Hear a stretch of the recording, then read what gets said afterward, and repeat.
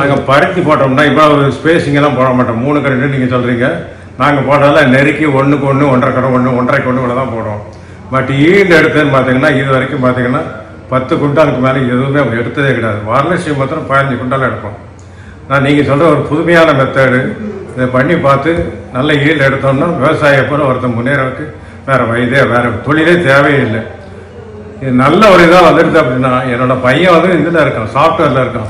அவனை கூட சாஃப்ட்வேர் இது ரிவிஷன் வேண்டாம், நீ அக்ரிகல்ச்சருக்கே வா அப்படின்னு சொல்லக்கூடிய அளவில் என்னோட மனசு ஓடிக்கிட்டு இருக்கு. அதுக்காண்டி நான் எல்லாமே பண்ணிக்கிட்டு இருக்கிறேன்.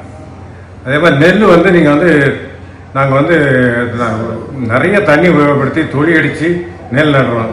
ஆனால் நீங்கள் காமிச்சிருக்கோம் அதில் வந்து கூடி போனால் 40 கூட எடுப்போம் ஏக்கருக்கு. ஆனால் நீங்கள் சொல்கிற மெத்தடில் தண்ணியும் கம்மியாக இருக்குது, ஆனால் ஈல்டும் ஜாஸ்தியாக கிட்டத்தட்ட 70 கூட எடுக்கலாம். நீங்கள் இதெல்லாம் வந்துட்டு தான் தங்கம். நாங்கள் எங்கேயோ உயரத்துக்கு போயிருக்கோம். இங்கே வந்து பார்த்ததுல விவசாயம்னா என்ன, அது வந்து ரொம்ப ஒரு ஆணித்தரமான ஒரு நல்ல தொழிலாக தெரியுது. ரொம்ப சந்தோஷம். ஐயாவுடைய முயற்சிகள் எல்லாத்துக்கும் ரொம்ப வாழ்த்துக்கள்.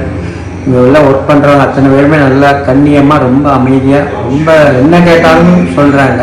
பார்த்ததுக்கு வந்து 100க்கு 200% ஐ எம் வெரி ஹாப்பி. நான் இது வந்து செகண்ட் டைம் வந்திருப்போம். நாங்கள் 2 பேருமே அங்கேருந்து பைக்கில் வந்து நாங்கள் காலையில் 9 மணிக்கெலாம் ரீச் ஆயாச்சு. இங்கே வந்து பார்த்ததில் எங்களுக்கு ரொம்ப திருப்தியாக இருக்குது. ஏன்னா நாங்கள் போன வாட்டி வந்துருக்கும்போது ஐயாவே எங்களை கூட்டிகிட்டு போனாங்க. கூட்டிகிட்டு போய் பார்க்கும்போது எங்களுக்கு பருத்திலாம் காயாக மட்டும்தான் இருந்தது. ஆனால் இன்றைக்கி வந்து பார்க்கும்போது அப்படியே நல்லா விரிஞ்சு பருத்தி இடையே கூட நாங்கள் கையில் கொண்டு போகிறேன் எங்கள் ஊரில் காமிக்கிறதுக்கு. இருந்தாலும் ஏதாவது ஒன்று கற்றுக்கணும், புரிஞ்சுக்கணும், தெரிஞ்சுக்கணும் அப்படிங்கிற ஒரே காரணத்துக்காண்டி, அதுவும் புதுசாக இவர் ஒன்று சொல்கிறாரு நம்ம செஞ்சு பார்க்கணும் அப்படிங்கிற ஒரு முக்கியமான காரணத்துக்காண்டியே நாங்கள் அவ்வளோ கஷ்டப்பட்டு அங்கேருந்து வர்றோம். அதனால் இவர் வந்து இந்த விவசாயத்துக்குன்னு ஒரு புதுமையாக வந்த தேவை தூதன் தான் சொல்லணும். இவரை பார்த்தா நல்ல அளவில் விவசாயிகளுக்கு என்ன, விவசாயிகள் இனிமேல் இங்கே வந்திருக்க இன்னைக்கு 100 பேர் என்ட்ரி ஆகிருக்காங்க. அந்த 100 பேருமே விவசாயத்தை நம்பி இனிமேல் ஜெயிக்கலாம் அப்படிங்கிற ஒரு இதில் வந்திருக்காங்க. யாருமே குறையா சொல்லலை, எல்லாருமே ஜெயிக்கலாம்.